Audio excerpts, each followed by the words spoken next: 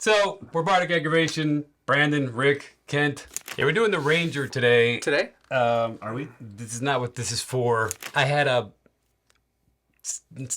sinus surgery a couple years ago. The doctor botched it. And so every so often, my eye gives me problems. And today's one of those days. The real fun part of that was I didn't even need the friggin' surgery. So we were talking about the Ranger today, comparing the Ranger in DC20 to D&D 5e. People have asked about this one for some time now. We've put it off, but we can put it off no longer. I can't be held back. Brandon cares too much about the people, so we have to do this. How are the people? Don't you, Brandon? Sure. I don't believe you. That wasn't very convincing.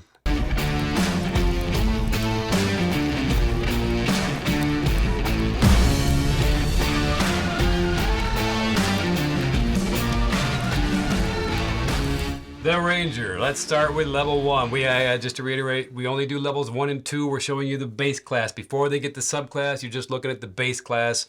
We are, you are, we're doing it together. And so we're just going to compare that because we'll do the subclasses when the subclasses come out, which they're coming out in DC20 soon. Around 2 months from now at the earliest. He doesn't know, he won't say, but about 2 months we're getting the subclasses and then we'll start talking about those. First level. The Ranger in D&D 5e.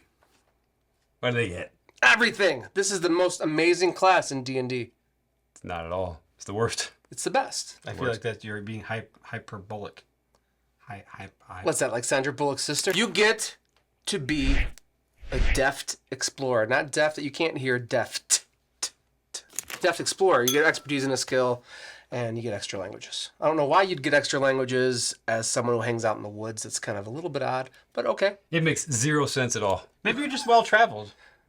In the woods, you're like a woodsy person. Yes, you're learning chipmunk and Sasquatch. That would make sense. You get 2 extra animalistic languages. Okay, there you go. Yeah. And then they also get, what, favored foe. Favored foe. What does that mean?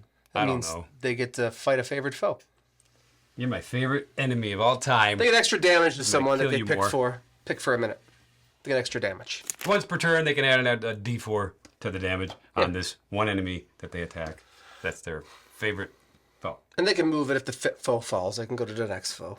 You're my favorite enemy. Oh, wait. No, you're dead. Now you're my favorite enemy. It's like the Oprah of being very fickle. Rangers. Who's going to... It's like somebody, when their wife dies, they get married a month later. Nobody trusts that. So that's your level 1. That's it? That's all you get? Your Ranger. That's not It's it. level 1. Don't be greedy. What the f***?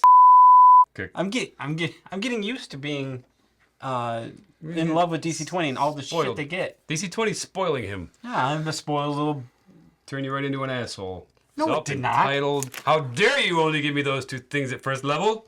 I'm dare better you. than that. If that's all we get in DD5E first level, what do we get in DC20? Like every martial, every You're a single martial martial class. class, which the Ranger is, they get maneuvers. You get all 3 attack maneuvers. Reach or extend, power, add more damage, sweep, you can hit more than one, blah, blah, blah. So you can do one of those, and you get 4 more of your choice. Yes. 7 maneuvers total at first level. I mean, come on.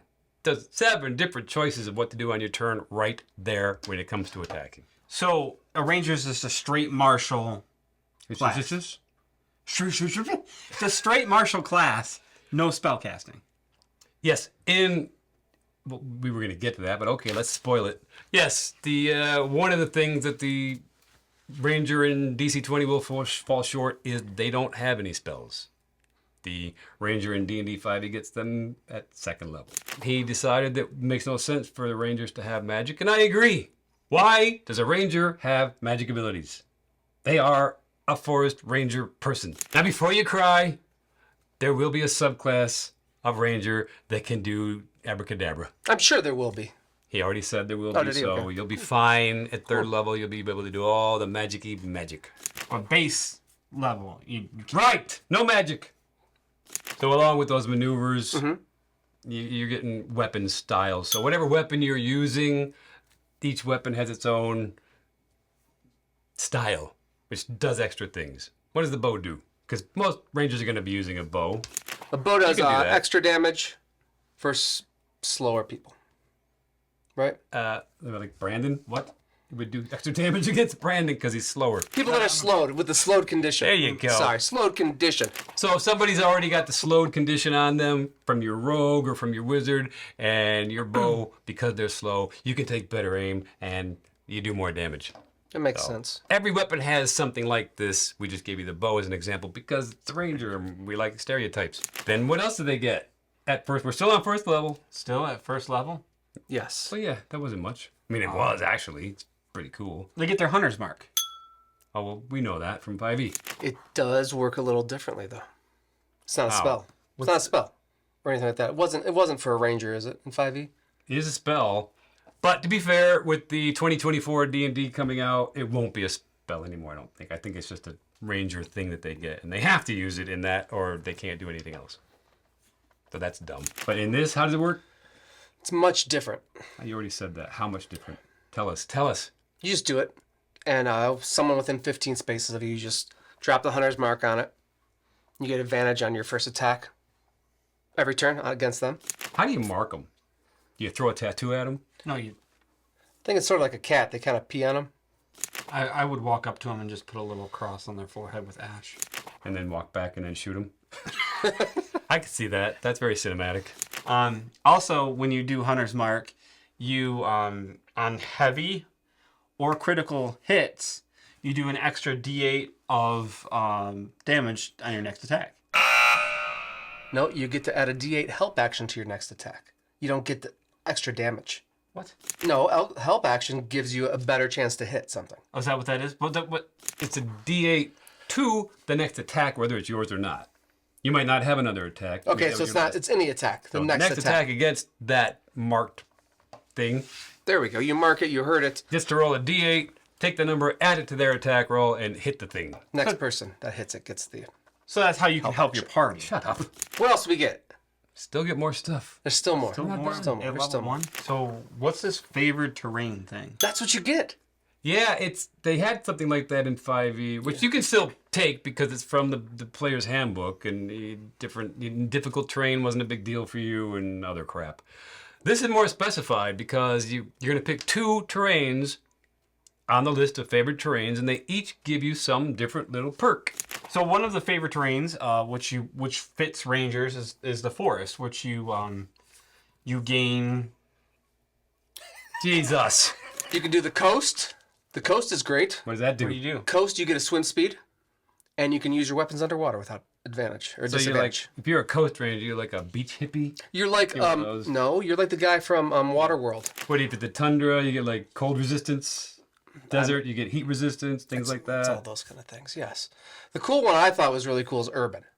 Oh, okay. Right. I thought urban's cool because it makes you like almost like the tracker that you want to be like within a city. Right. Like I never played a ranger because that whole forest thing kind of bugs me. It's not one of my fantasy tropes that I want to be, but I can imagine being a bounty hunter within a city. You gain a skill point in 2 different skills you would need within the city, like I can't even say it. Instigate a fight. How about aggravation? The city things that you'd be doing as a detective within a city. Stepping over puddles of homeless piss. I like the flavor of that one. I think that would be fun to be a bounty hunter within the city, chasing people down, getting your money, all that kind of stuff. That's nice. Shut the fuck up! Whatever terrain you pick, you're going to get little advantages for being in that terrain, and you get 2 of them. You get 2 of them that you're very familiar with. Yeah. So anyway, you get the idea. Your favorite terrain, play with that. It's fun. It adds. It's not going to, it's not earth-shattering, but it's definitely going to make you feel more like a ranger and give you some advantages. Yeah. Advantages are great. It's role-playing advantages. What's the last one? Well, you get your hunter beastery. Say it. Wow. I know what he was gonna say. On camera fail. What? Hunter beastery. Beastari. It's not what you said earlier. What? Fuck it, we'll do it live! We'll do it live. Fuck it. Hunter's bestiary. You can also say bestiary, but it's a beast thing, so Well, it's a bestiary. the best of the beasts. What is it? What is it? I don't know. It's a book. You put stuff down in it about monsters that you know, and so it's a flavor thing. You can, if you're trying to recall knowledge about a certain beast, and it's in your bestiary, you're gonna get some advantages or something. It's just a flavored thing. Kind of like if you were a monster hunter, like you would have this whole. Right. Shut up. What do you get as a level 2 D&D 5e ranger. I'm pretty sure you get a fighting style. You do. You get your fighting style. That's pathetic. It's like, wait, that's what you get level 1 as a fighter, right? You get 7 maneuvers as a ranger in DC20, and in D&D you get 1 measly fighting style. You only get 1, and that's it. Yeah. That seems kind of lame. I mean, you have to wait till level 2 to get that? That's...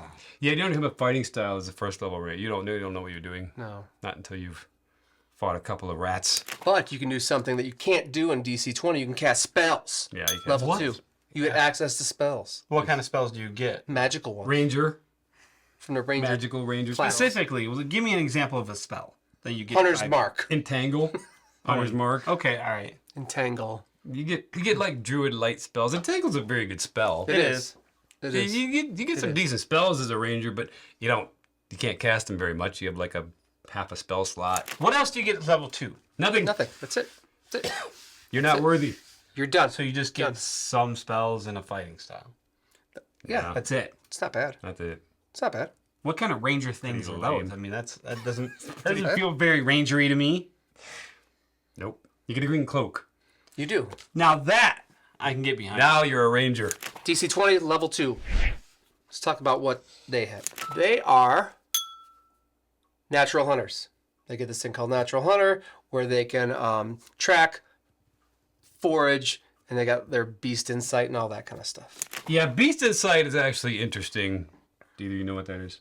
No. I assume. Tell me how it works. This could come in somewhat handy because you can you're not talking to animals, but you can read their body language. So like a wolf or a beaver or his little chipmunk, it'll do something and chitter some way or cock its head, and you know what that means.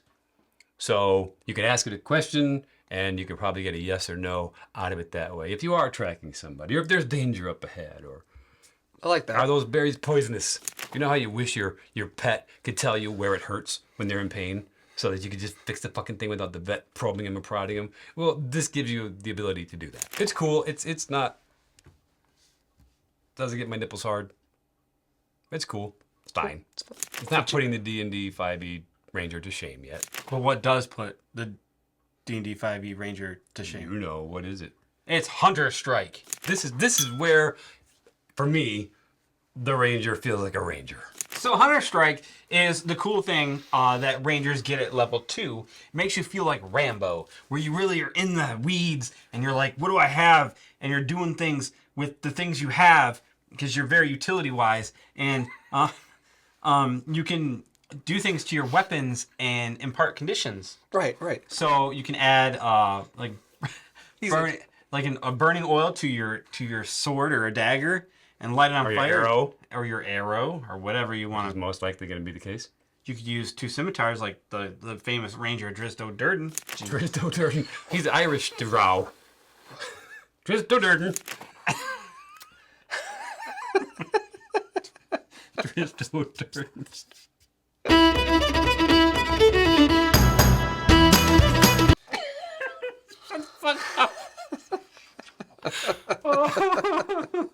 Now he's crying out of both eyes. I am. God damn it, it's leaking all over my face.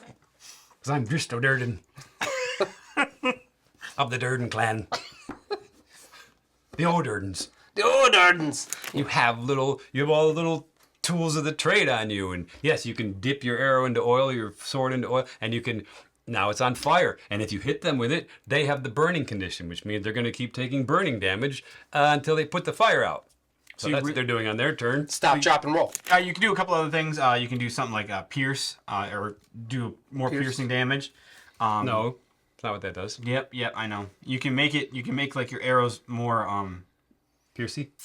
more Pointy? sharp, pointy, More sharp. and you can impart the bleeding condition. That's what you do. You could also do something called flashbang. Let's Yes. say you could That sounds dirty. tape something to the end of your arrow. I don't know what it would be. With your tape. Because you have tape as a ranger. Or Ranger tape. or paste or tie You something get on Ranger the tape. end of your arrow that goes boom, and it creates this big poof. Gives you a dazed It'll condition. make the person dazed, and that means they have disadvantage on any kind of mental saves. Yes. So you're setting this up for your wizard or your scion or your cleric. You can go regular ways, like where you're poisoning people and stuff like that. You can do toxin toxic, and poison them, but you're imparting all these different conditions on them. You'd add snare, where you ensnare people's legs. You could do a bunch of various things. Snare catches them. It does more bludgeoning damage, and they got to make a save against being grappled. You're such a utility type of fighter. Yes. That adds a lot of flavor, a lot of role play, and a lot of mechanical usefulness. Set them on fire with the burning oil. You can poison them with, you got some poison on your weapon. You can coat your weapon in acid, and now they're corrosive. They're starting to, I'm melting.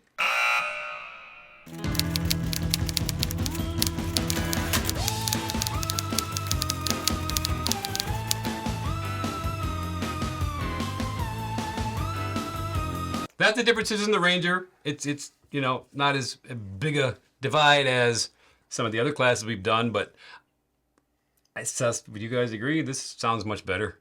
You feel more rangery. I mean, to be fair, I think you feel more rangery, but you're not casting spells, and if that is an issue for some people, I totally get it. If you're like, well, shit, the Ranger should be able to, I like Ranger magic, then fair enough. There you have it. We're going to put links down below where you can find, all the PDFs that you can get on the Dungeon Coach's website.